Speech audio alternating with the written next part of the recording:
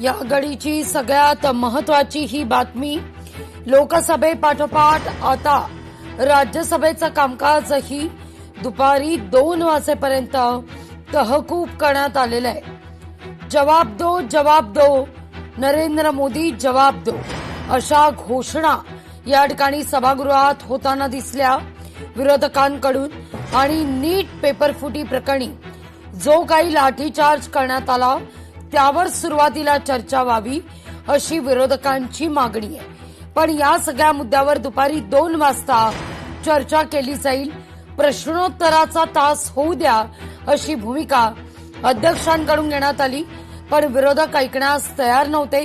अखेर लोकसभा आणि राज्यसभा या दोन्ही सभागृहाचं कामकाज दुपारी 2 पर्यंत तहकूब आहे.